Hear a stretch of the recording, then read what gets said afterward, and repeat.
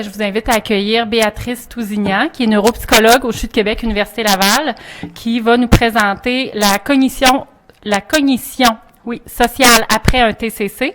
Pourquoi s'en soucier? Et à la fin de la conférence, vous serez en mesure donc de définir les différentes composantes de la cognition sociale et de présenter les principaux outils d'évaluation en se basant sur les évidences actuelles de la littérature scientifique. On va vous refléter les difficultés de cognition sociale post-TCC et leurs impacts sur les différentes phases de récupération, ainsi que proposer des outils aux participants pour mieux dépister les atteintes de la cognition sociale et mieux intervenir auprès des patients et de leurs proches lorsque ces atteintes sont présentes. Alors, sans plus tarder, je laisse la parole à Béatrice. Merci Marie-Claude. Bonjour à tous, ça me fait plaisir d'être ici aujourd'hui. En fait, c'est ça, je vous parle de cognition sociale. Je sais pas, à main levée, qui est familier avec la cognition sociale parmi vous? OK. Ah oui, toi en ortho, quand même. J'en ai une qui connaît ça. OK. Donc, ça va être, en fait, j'espère piquer votre curiosité aujourd'hui. La raison pour laquelle je vous parle de ça, c'est que ça a fait l'objet de ma thèse, en fait. Ma thèse de doctorat. Donc, évidemment que je vais aborder avec vous, entre autres, là, certaines des conclusions de ma thèse, mais aussi tenter d'appliquer ça le plus possible à notre réalité, plus en soins aigus. C'est sûr que, par rapport au reste du colloque, ma présentation se situe un peu plus à l'extrême du continuum de soins aigus, là, vraiment plus vers la fin du continuum des soins critiques, plus même à la limite à mi-chemin entre la fin de l'hospitalisation puis le retour à la maison ou à la phase de réadaptation. Parce qu'en neuropsychologie, c'est là qu'on intervient. La plupart du temps, on est pas mal toujours les derniers à intervenir avant l'infirmière de liaison, évidemment. Mais donc, c'est ça, on évalue en neuropsy les fonctions cognitives supérieures et ça nous prend quand même une certaine stabilité médicale du patient pour qu'on ait accès à ces fonctions-là. Donc, on arrive toujours un petit peu en dernier. Je me permets de faire ce petit aparté. Aucun conflit d'intérêt à déclarer.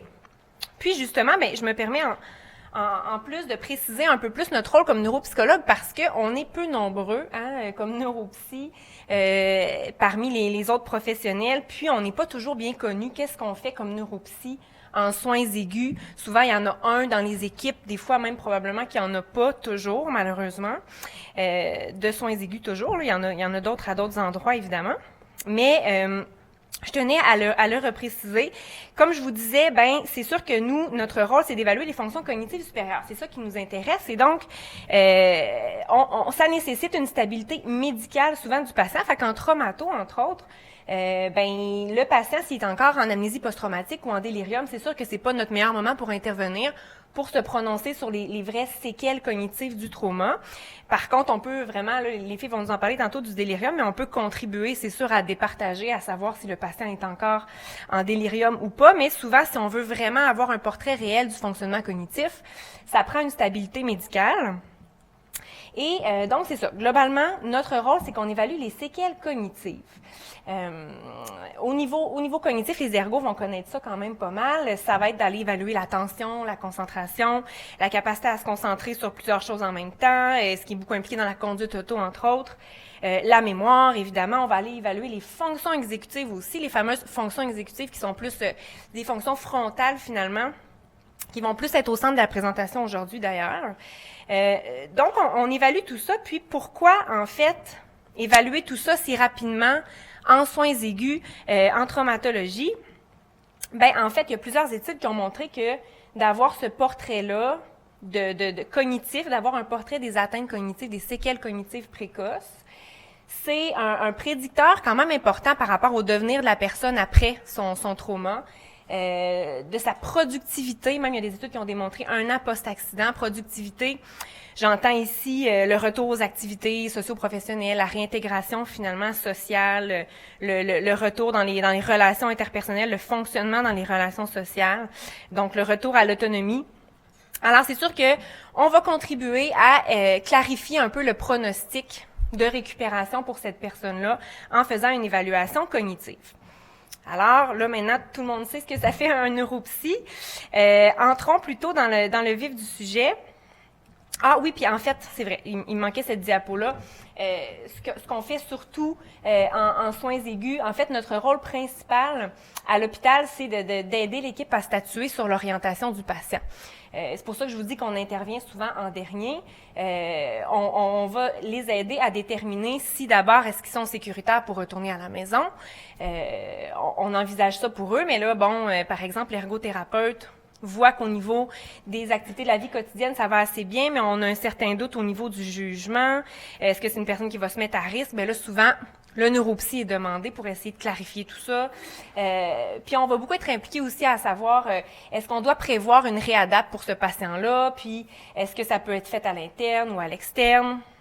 Nous, on va essayer de guider, de pister les autres professionnels à savoir ça pourrait être quoi les objectifs de réadaptation au niveau cognitif pour ces patients-là, à nos collègues neuropsy en réadaptation. Donc, ça, en fait, c'est vraiment le gros du morceau pour un neuropsy en soins aigus. C'est vraiment le rôle de pont, finalement, entre, comme je vous disais, la phase de l'hospice puis la phase de réadap ou le retour à la maison après. Donc, Marie-Claude les a présentés. En fait, j'arrive au vif du sujet. Donc, je vous ai expliqué, nous, on évalue les fonctions cognitives supérieures. Vous connaissez, là, l'attention-concentration, la mémoire, entre autres. C'est des choses qui sont assez faciles, souvent à repérer, à objectiver. Souvent, les ergos vont l'avoir remarqué qu'il y a une atteinte de la mémoire, les infirmières aussi. C'est assez connu. Mais aujourd'hui, je vais davantage attirer votre attention sur ces fameux patients qui présentent des changements dans leur comportement, dans leur personnalité, et des changements qui vont tout autant compromettre finalement leur fonctionnement. Sur les étages, entre autres, ils vont souvent donner du fil à retordre aux infirmières. Ça va tout autant compromettre le retour à domicile, mais c'est souvent des comportements qui sont difficiles à objectiver, qu'on va pas toujours réussir à repérer dans nos tâches. Ils vont bien performer dans les tâches des différents professionnels, mais on se rend compte qu'il y a quand même quelque chose qui fonctionne pas. C'est nos fameux patients frontaux, finalement, les fameux syndromes frontaux qu'on va étiqueter comme ça. Eh bien, chez certains de ces patients-là, en fait, c'est ce que je veux vous dire aujourd'hui, c'est qu'on va retrouver des atteintes de la cognition sociale. Donc, un type d'atteinte bien spécifique qui, bien souvent, ça va être le cas, en fait. Bien souvent, ça va être présent chez nos patients. Donc ça, je les passe rapidement.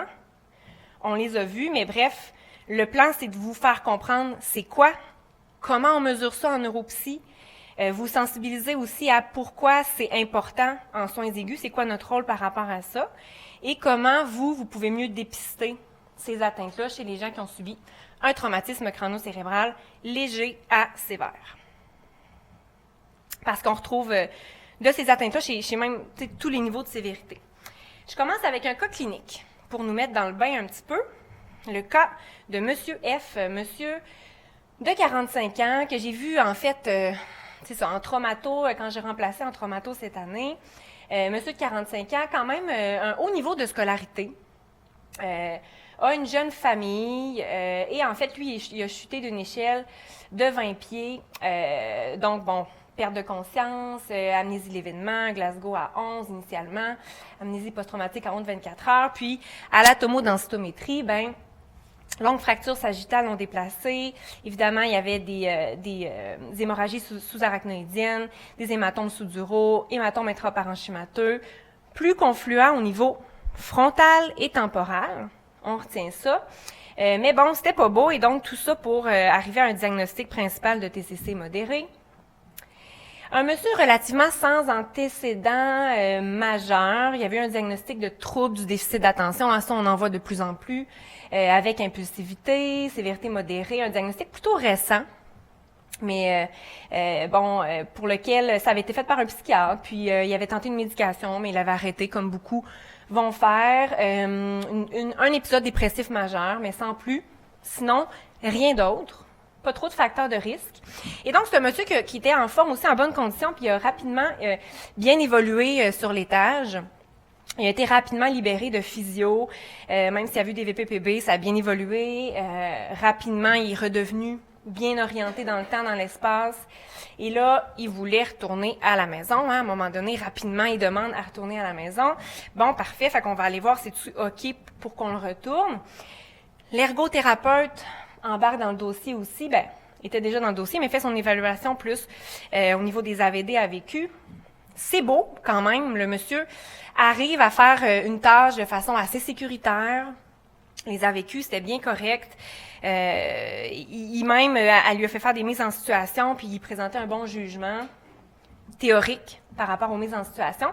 Mais le personnel infirmier nous dit, il est vraiment particulier, ce patient-là, il est irritable. Tout le monde a un peu un contre-transfert. Il est il est irritable et irritant, très contrôlant, veut diriger le personnel, un peu particulier. Et c'est le service social qui nous met la puce à l'oreille. La travailleuse sociale en parle à la conjointe. C'est toujours comme ça. La conjointe lui dit qu'elle ne reconnaît plus son mari. Elle rapporte vraiment, elle a observé des comportements inappropriés chez monsieur, avec elle, avec les enfants. Tu sais, des comportements pas complètement inadéquats, mais particuliers, un peu désinhibés. Elle rapportait aussi vraiment une froideur. Son mari était plutôt indifférent finalement à leur visite, Monsieur F, là, donc plutôt indifférent, plutôt froid, et pourtant c'était un homme qui avant était très empathique, très doux, très respectueux, donc rapportait vraiment un changement drastique dans la personnalité et a peur de le reprendre à la maison. Ne veut pas le ramener à la maison pour l'instant, elle craint son propre conjoint. Bon, qu'est-ce qu'on fait avec ça? À date, tout est beau dans toutes nos évaluations. C'est sûr que là, on commence à l'étiqueter, ça sent le syndrome frontal, mais dans ce cas-là, vous allez voir, c'est pas un syndrome frontal qui était typique, c'est-à-dire que c'était pas un monsieur ouvertement impulsif, agressif, qui va être pas gentil avec le personnel, vraiment inapproprié, c'était plutôt une froideur qui était présente. Donc, la physiatrie fait son évaluation, trouve ça particulier, envoie en psychiatrie pour aller voir, on a-tu des traits psychopathiques prémorbides, y a-t-il des éléments psychotiques là-dedans aussi? Demande un contrôle du TACO.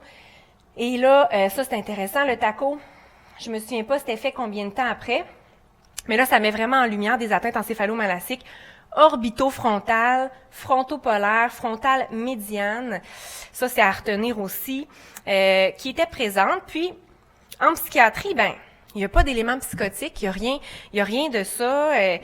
Donc, non, comme pas le choix de conclure que ça semble plutôt organique, ça semble plutôt être un changement de personnalité d'origine neurologique, mais en même temps, pas si clair que ça, parce que comme je vous dis, il était pas si ouvertement impulsif que ça. Puis, tu sais, on se rend compte qu'il y avait des difficultés qui étaient présentes aussi avec la conjointe avant l'accident. Donc, est-ce que, tu sais, on est capable de bien départager le avant-après, est-ce que les propos des proches sur lesquels on se fie beaucoup sont biaisés ou pas? Donc, un peu dans le néant, savent pas trop quoi faire avec ça. Pas grand-chose qui ressort en entrevue parce que c'est un patient très manipulateur. Il arrive à savoir exactement quoi dire pour sortir le plus vite possible. Il arrive à bien se contrôler quand même quand on est là puis quand on le questionne, puis à donner des belles réponses toutes plaquées finalement, mais très froid, pas senti du tout, là. Réfère en neuropsy, donc on se dit, on va aller voir, je peux-tu objectiver des atteintes cognitives là-dedans pour nous dire, mon Dieu, y a-t-il quelque chose qui marche pas chez ce monsieur-là? Fait l'éval neuropsy, c'est sûr que moi, qualitativement, je le vois aussi, la froideur relationnelle, les affects très restreints et très contrôlants, et avec moi très très approprié en fait là. Je dis très contrôlant, c'est qu'il aime pas le contexte d'évaluation, puis il veut un peu contrôler mon évaluation. Il est froid, mais il est tout à fait approprié, il est pas du tout désinhibé, il y a rien d'anormal dans son comportement tant que ça. Et tout est beau dans son profil cognitif, même en haut de la moyenne, supérieur à la moyenne. La mémoire, la concentration, les fonctions exécutives, même les fonctions frontales classiques qu'on évalue, il résonne tout à fait bien, il arrive à solutionner des problèmes complexes. Je le mets dans des mises en situation de la vie quotidienne, me trouve des solutions, pèse le pour et le contre, tout à fait adéquat. Mais à mes tâches de cognition sociale, ça sort anormal et c'est là qu'on trouve finalement quelque chose. Donc, il y avait vraiment un déficit à ces tâches-là. Je vais y revenir plus en détail plus tard. Mais donc, Qu'est-ce que c'est la cognition sociale? Je vous présente ça. On parle beaucoup de ce qu'on observe dans le comportement. Dans les habiletés comportementales observables, en fait, c'est en dessous de ça. C'est les processus cognitifs qui sont en dessous de ces comportements-là observables-là. Et c'est des processus cognitifs et donc qui sont associés à des structures cérébrales spécifiques qu'on va appeler le cerveau social aussi.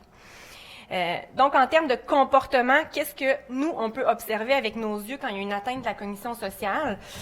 Il y a toutes sortes de comportements qu'on peut observer. Je vous mets des exemples ici. Des fois, ça peut se manifester comme un évitement, un désintérêt envers les autres, justement la froideur relationnelle, quelqu'un qui est plus égocentrique, qui est plus distant, un profil un peu psychopathique, là.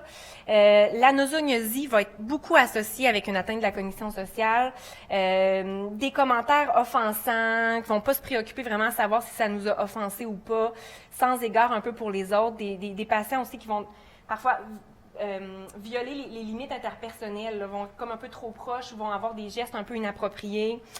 De la misère à détecter les signaux, de la misère à détecter quand ça n'a pas l'air de nous intéresser ou il parle trop puis on n'a pas le temps là, de dépasser un petit peu, pas respecter les tours de parole.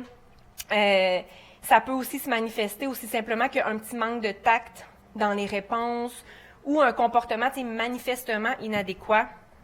Fait que ça, c'est vraiment les signaux auxquels on va s'attarder. Et c'est ça. Donc, la cognition sociale comme telle, maintenant, ça, c'est les comportements. Maintenant, au niveau cognitif, au niveau des processus cognitifs, de la cognition sociale comme telle, en fait, ce sont des processus cognitifs spécialisés dans le traitement des stimuli sociaux.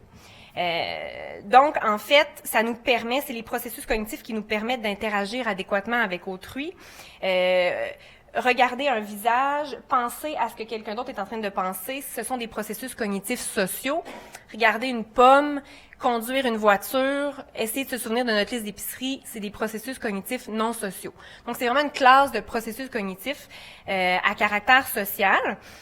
Il y a plusieurs, donc, processus qui font partie de la cognition sociale. C'est pas un seul processus. Le processus principal, c'est ce qu'on appelle la mentalisation, qui est la capacité à attribuer aux autres un état mental. La capacité à déduire que vous ressentez une émotion qui est différente de la mienne, vous avez une pensée qui est différente de la mienne, vous avez une intention qui est différente de la mienne en ce moment, puis je la déduis sur la base de plein d'autres indices, selon le contexte, selon votre visage et tout ça. Donc, le processus d'attribution, c'est ce qu'on appelle la mentalisation. Et justement, c'est basé sur des processus perceptuels en dessous de ça, bien analyser les émotions faciales, la gestuelle des gens, la prosodie, leur regard et tout ça. Donc ça, c'est plus des processus perceptifs. Et avec ça aussi, on va intégrer nos connaissances sémantiques sociales. Tout ça se fait très rapidement, évidemment, là, c'est pas conscient, mais parmi les processus, on a tous des connaissances générales de comment certaines personnes se sentent dans certaines situations, comment on devrait agir dans certaines situations, une connaissance comme des normes sociales. Alors, on intègre tout ça pour que dans une situation donnée, j'arrive à déduire comment une personne se sent. Par exemple, en cette journée de Saint-Valentin, j'arrive ici, puis je vois un garçon avec une rose dans la main qui s'apprête à rentrer dans un restaurant. Il a l'air heureux. Je vois la rose, je vois son visage, je sais qu'on est la Saint-Valentin, j'arrive à déduire qu'il a probablement l'intention d'offrir cette rose à sa conjointe ou son conjoint. Donc, j'ai fait un petit processus de mentalisation très rapide, inconsciemment comme ça, sans m'en rendre compte. Donc, c'est beaucoup ça. Puis, il y a ce qu'on appelle l'empathie, que vous connaissez. Le processus d'empathie, en fait, c'est la mentalisation. C'est juste que c'est vraiment appliqué à l'expérience émotionnelle de l'autre. Donc, c'est quand on arrive à comprendre ce que l'autre vit, un peu comme de la compassion finalement. Donc ça a un côté plus intellectuel de déduire, hein, de se mettre intellectuellement à la place de l'autre pour déduire comment elle doit se sentir. Et c'est aussi basé sur un processus plus automatique où on va... En fait, quand je vois quelqu'un qui a de la peine, moi, dans mon cerveau, ça va activer les mêmes régions que quand moi, j'ai de la peine. Donc, ça va susciter la même émotion chez moi. Ça se fait automatiquement. C'est un processus de résonance, finalement, affective qu'on appelle. Et ça, c'est quelque chose, justement, qui peut être brisé chez certaines clientèles momentanément. Mais c'est une partie très importante de la cognition sociale. Donc, on distingue en général deux deux grosses classes de processus. Une classe de processus plus intellectuel de déduire comment les autres se sentent dans certaines situations à un niveau plus cognitif, puis connecter directement avec leurs émotions à un niveau de résonance affective, qui va être des régions, ça va être associé à des régions cérébrales plus limbiques, justement, plus sous-corticales. En fait, c'est ce que je vous montre ici. Il y a toutes sortes de processus, donc toutes sortes de régions. Maintenant, on pense plus à des réseaux, mais je vous présente rapidement la neuroanatomie. C'est vraiment des régions temporales et frontales médianes, avec des régions plus sous-corticales associées aux émotions. Dans la littérature, en général, ça va être plus des régions latéralisées à droite. Hein, tout ce qui est traitement des émotions, en général, traitement des visages, ça va toujours être plus temporal droit que temporal gauche. Donc, mais tu sais, c'est sûr que c'est dur de déduire à l'avance quand on peut s'attendre à une atteinte de la cognition sociale, dépendamment d'où est la lésion, mais c'est sûr que d'emblée, quand c'est frontal médian, on peut quand même pas mal s'y attendre. Puis, les pôles temporaux aussi vont être plutôt importants. L'insula est une région clé aussi par rapport plus à... J'ai une petite flèche. Ici, l'insula, par rapport à la résonance affective, justement.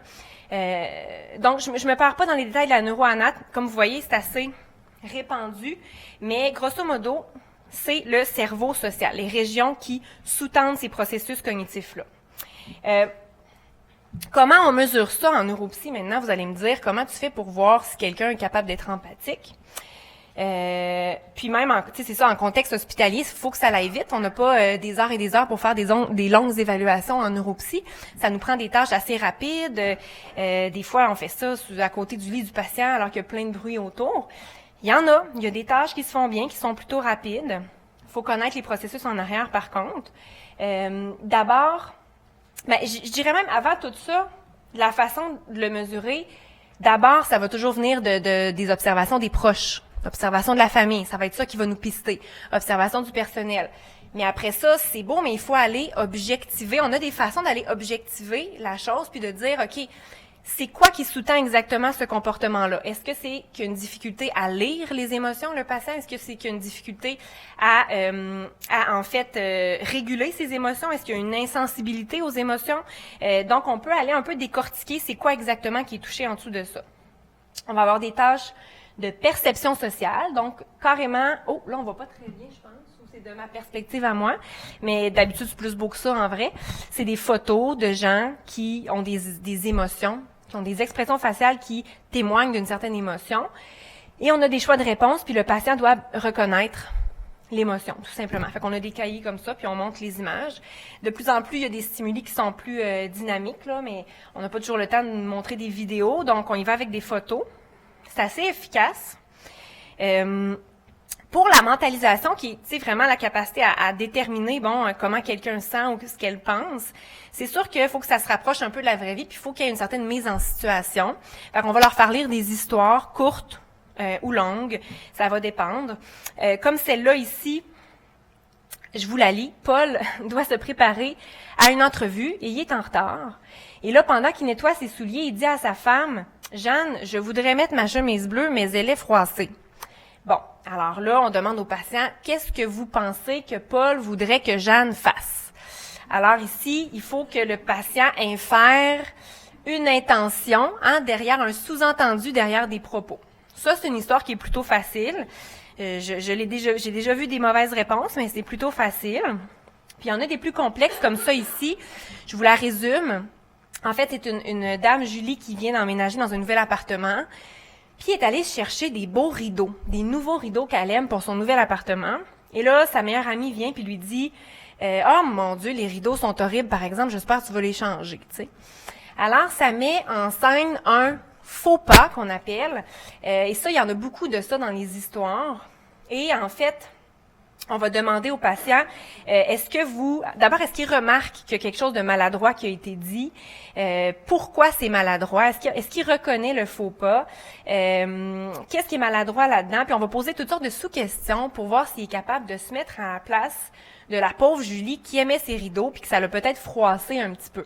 On n'est pas dans des grosses émotions, mais c'est quand même juste de déceler, d'être capable de se projeter dans l'histoire puis dans le personnage.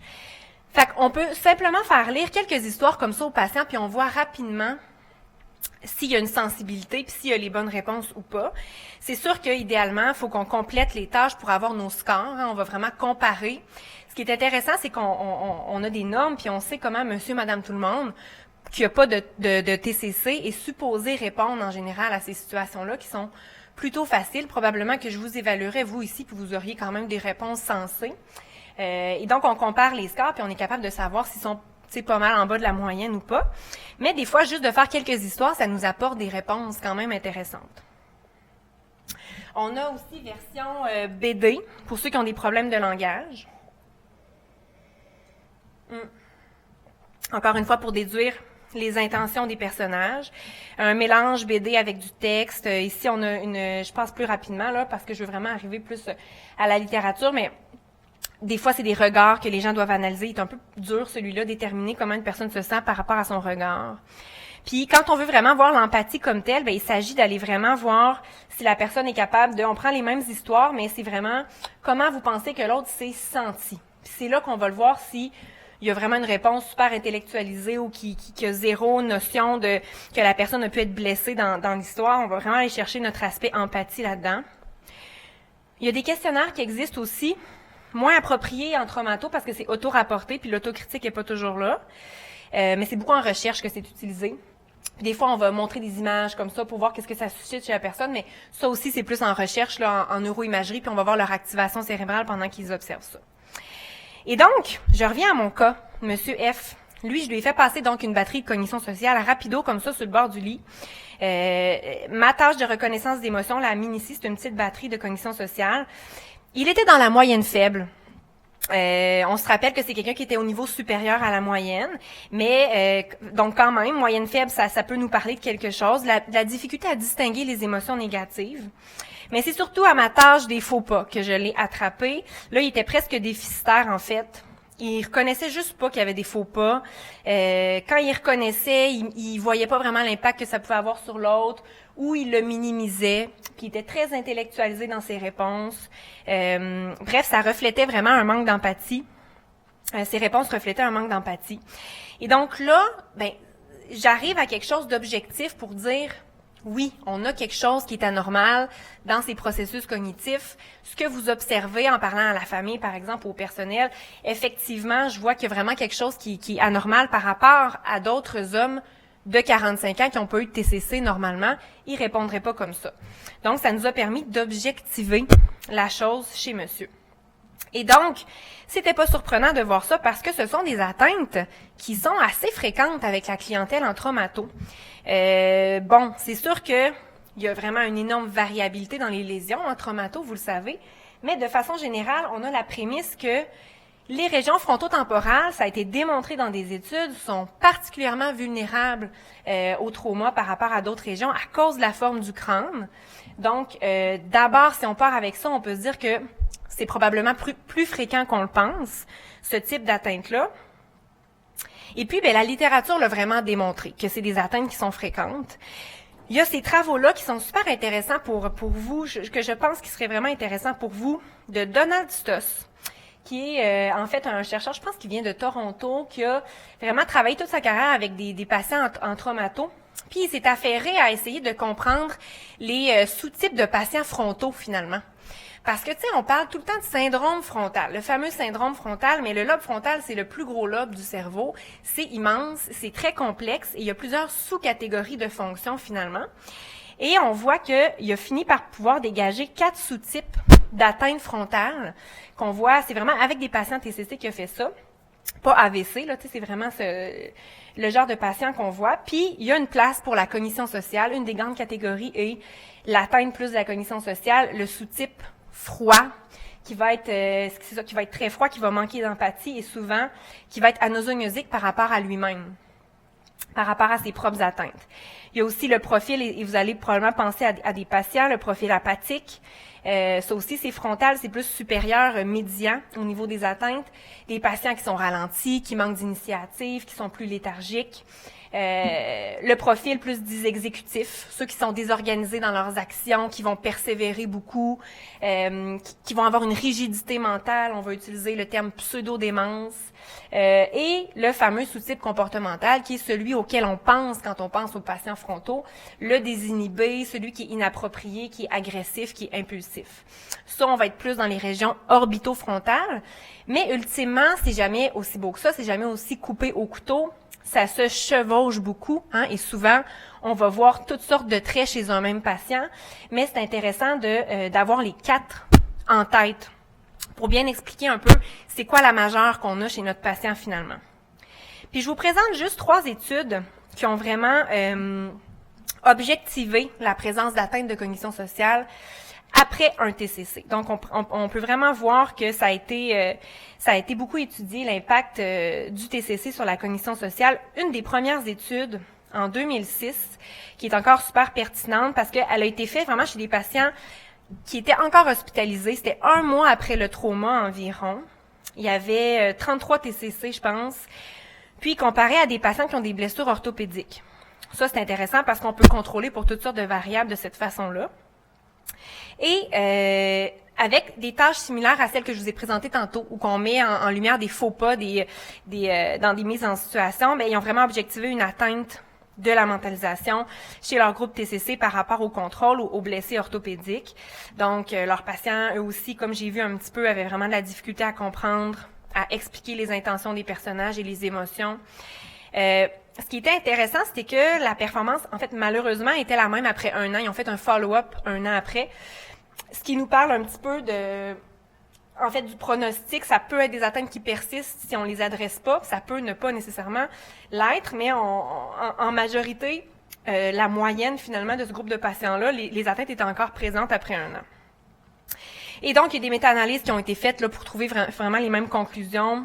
Celle-ci en 2010, 26 études, et ultimement, les tailles d'effet montraient vraiment des tailles d'effet modérées à sévères là, par rapport aux tâches de mentalisation. De façon intéressante, c'était vraiment, il y avait des corrélations qui étaient trouvées avec la localisation des lésions, donc plus les lésions frontales et latéralisées à droite, là, c'était plus fréquent chez ces patients-là d'avoir des atteintes plus sévères. Donc ça, c'était plutôt clair. 2013, une étude un peu plus récente, qui a démontré une atteinte d'un autre processus, 51 patients TCC avec 31 contrôles. Eux, c'était plus en externe, par exemple, qui ont été vus, puis c'est souvent le cas, en fait, là, parce que on a beaucoup de bruit pendant la période d'hospitalisation pour faire ces évaluations-là. Ils ont trouvé, finalement, dans leur groupe TCC, une atteinte significative de la reconnaissance d'émotions. La tâche que je vous ai présentée tantôt avec les photos, donc ça a vraiment ressorti significatif. Et ce qui était vraiment intéressant dans leur étude, c'est qu'ils ont fait remplir aussi parallèlement aux proches et aux patients un questionnaire de changement comportemental. Les changements, les comportements dont je vous parlais tantôt, là, ce genre de questionnaire-là, d'abord, évidemment, il y avait plus de changements chez les patients TCC par rapport au contrôle. Et le score du questionnaire des proches était corrélé à l'atteinte de la cognition sociale. Donc, c'est vraiment corrélé aux comportements sociaux inadéquats. Et ce qui était encore plus intéressant, c'est que le questionnaire, la moyenne des patients versus leurs proches, évidemment, les patients se jugeaient beaucoup mieux que les proches. Il y avait une différence qui était interprétée comme une faible autocritique. Et cette différence-là était aussi corrélée à la cognition sociale. C'est ce que je vous parlais tantôt, en fait. Souvent, quand ils n'ont pas une bonne autocritique pour eux, quand ils sont pas capables de se voir aller eux-mêmes, de connecter à leurs propres émotions, ils l'appliquent pas non plus pour les autres, ce processus-là. Là. C'est vraiment, en fait, les mêmes processus de mentalisation qui sont utilisés pour nous-mêmes et pour nos proches et pour les autres aussi. Fait que c'est pour ça que ça va autant ensemble, l'autocritique et la cognition sociale. Donc, étude super intéressante. Puis, une dernière ici, 2010, qui s'est plus intéressée à l'empathie. Et ils ont pris des mesures auto-rapportées d'empathie, mais de réactivité émotionnelle, des mesures vraiment physiologiques. Ils montraient des photos, en fait, aux patients, des photos agréables ou désagréables, puis ils mesuraient l'activité, dans le fond, ils faisaient des EMG du visage, l'activité électromyographique des muscles du visage et la conductance de la peau. qui est vraiment, donc, il mesurait finalement les réponses du système nerveux autonome à quand on voit une émotion pour aller vraiment objectiver la réaction physiologique. Et en fait, ils ont observé, bon, d'abord, des scores plus faibles au questionnaire d'empathie, mais une moins grande réponse autonomique, une moins grande réactivité émotionnelle, finalement, chez les patients TCC. Donc, ça les faisait moins réagir de façon automatique et volontaire, et ils rapportaient moins d'inconfort en voyant les photos. Donc, non seulement ils ont moins d'empathie, mais évidemment, ça vient ensemble et c'était corrélé. Ils réagissent moins, ils sont plus insensibles, finalement, aux émotions. Du moins, ces 22 patients-là. Ça, c'est l'étude que j'avais fait dans ma thèse. Ça dit essentiellement la même chose, c'est juste que moi, c'était plus des jeunes adultes, en fait. Fait que vous voyez la moyenne d'âge de 16 ans, mais grosso modo, j'avais fait une batterie de cognition sociale et c'était similaire. Atteindre la mentalisation qui était ressortie, capacité à prendre la perspective des autres, se mettre à la place des autres, elle était atteinte significativement chez mes TCC, même si je contrôlais pour plein d'autres variables cognitives. Donc, il y avait vraiment une atteinte primaire, finalement, de la cognition sociale qui ressortait. Et ce qui est intéressant, c'est que dans une autre étude, on a démontré qu'il y avait vraiment une corrélation. Donc, plus les atteintes étaient importantes, plus leur réintégration sociale était difficile, finalement. Il y a vraiment un lien à faire avec le retour au fonctionnement après. Et c'est ça qui est important. En fait, c'est pour ça qu'il faut en tenir compte. Ça a été démontré justement récemment dans une méta-analyse. Plus les patients performent moins bien aux tâches que je vous ai montrées, plus ils ont des problèmes sociaux, des comportements sociaux mésadaptés, et plus ils vont avoir de la misère à se réintégrer finalement. À retourner au travail, à établir des nouvelles relations, à maintenir leurs relations actuelles aussi. Donc, et je remballe ça en 5 minutes, maintenant que je vous ai fait la démonstration que c'est des atteintes qu'on peut voir, qui sont fréquentes, qui ont un impact à long terme aussi sur leur fonctionnement, qu'est-ce qu'on fait, nous, en soins aigus, avec le peu de temps qu'on a? Notre job, c'est de les repérer, de les remarquer. D'emblée, il y a une étude qui a montré que parmi les prédicteurs les plus importants d'avoir un trouble de comportement social, il y a la durée de la PT. Plus c'est long, évidemment, moins ça augure bien. La localisation des lésions. Donc, faut être attentif aux signes. Les signes que je vous ai présentés au début, vous les relirez. Alors, c'est vraiment dès qu'on voit qu'il y a un patient plus froid, désintéressé, ou vraiment, tu sais, des fois, la nosognosie, oui, elle est là, mais c'est-à-dire, des fois, ils savent très bien c'est quoi leurs atteintes, mais s'en préoccupent peu, tu sais, un peu déconnectés de leurs émotions. Alors, on les repère. On a des questionnaires de dépistage aussi qu'on peut faire passer. Les ergos, entre autres, qui voient les patients beaucoup plus systématiquement, ou même les psys. Des fois, on va référer aux psys parce que c'est un peu dur, des fois, les troubles émotionnels, de savoir est où la ligne. Il y a des questionnaires super intéressants de comportement frontal. Puis, ça permet de mettre en lumière, des fois, certains trucs plus propres à la cognition sociale. La DEX, qui est super intéressante. Puis, celui-là, on voit vraiment le avant-après. Donc, et vous référez en neuropsy. Si ça vous apparaît être une atteinte de la cognition sociale, où on va pouvoir objectiver les atteintes, puis ultimement, et là je termine avec ça, notre rôle en fait c'est vraiment d'éduquer après ça les familles, un coup qu'on les objective. Oui, on va les pousser en réadaptation aux besoins, mais notre rôle c'est d'éduquer les familles. Mon monsieur que je vous ai présenté, sa conjointe, elle voulait savoir, il va-tu rester comme ça? Pourquoi il est comme ça? Pourquoi il réagit comme ça? Qu'est-ce que je fais, moi, avec lui à la maison? Alors, on s'assoit avec elle. OK, c'est parce que dans son cerveau, c'est ça qui se passe. C'est pas un comportement qui est volontaire. On essaie de les éduquer aussi à savoir comment agir avec eux. Moi, je vais beaucoup favoriser la communication des émotions dans ce temps-là. Prenez pas pour acquis qui comprend comment vous vous sentez automatiquement. Prenez pas pour acquis qui comprend les sous-entendus, que ce qu'il a dit, ça vous a blessé. Donc, on va donner des conseils comme ça, puis c'est vraiment là qu'on a un rôle clé à jouer.